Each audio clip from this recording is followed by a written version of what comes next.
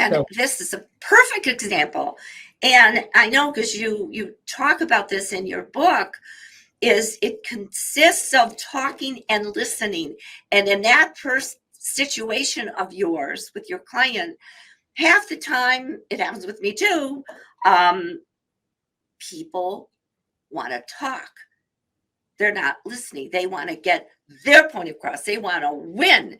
And man, I know that. I used to be that way. Why do you think I'm the queen of conflict resolution? Because I knew I had to change, some of my situations. yeah, So there's a here's a LinkedIn user who said, I appreciate you making the distinction between task-related conflict and relationship related. Yay. That yes. was great. So if you're in a conflict oriented situation, it's really important that you assess, is it task? Is it Yes. relationship? It could be a combination of both, but focus on that first. And in this Love case it. of my client, we focus on relationship. There's a phrase when you were talking about listening, I was thinking when I was walking the dog this morning, there's a phrase, and I hope I get it right. Seek to understand before you seek to be understood. Oh, yes. Yes. So And that's this is so hard for all of us, right. coaches and Mindset. clients. But once you get that secret, and to me, it's a secret because Right. most people don't get that. Once you get that, it's not about us at first. Right. You get to share your concern. You get a lot more traction when I forget the honey quote, better give sugar than salt or whatever their quote is. But attract more bees with honey or something. Yeah. Between both of us, we'll get it. Now, listen, in your book, you say, understand how leaders must practice emotional intelligence skills to balance collaboration and conflict effectively. Leaders who are watching this, or if they're not and you feel they need to, of course, the recording is going to be on LinkedIn. Right. Tell us more about that, because there are many leaders who don't have those soft skills. Right. Tell us more, Lynda McDermott. Well, there are 4. I wrote actually a PDF on emotional intelligence. So if you want a copy of that, just let us know. And my contact information is down there.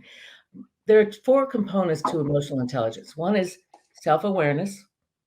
The second is self-management. The third is other awareness, being aware of others' behaviors and responses, and then other management.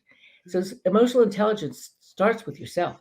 You have to understand, for example, when you're talking about conflict, there are things that trigger me. There are situations and people that trigger me. Of course.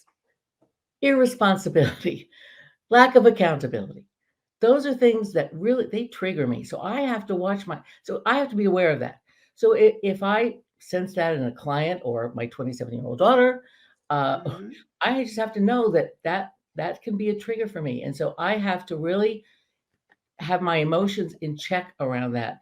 If I'm going to get into some kind of a tough or serious conversation with that individual, because what will happen is that my passing judgment on their irresponsibility or lack of accountability is going to raise my emotion up, and I'm not going to be able to call on the rational part of my brain, because that's really what emotional intelligence is it's teaching you what triggers you and what happens is, it's a little technical, but what happens is when your emotions get the best of you, the amygdala, which is down here, part of your brain, which is an automatic response, it gets triggered and it wants to fight or flee. And so what happens is you say things you don't want to say, you do things you don't want to do, like stand up and run out of a room or whatever. And so the job of for you to be an emotionally intelligent leader is to get that frontal part of your rational part of your brain back under control.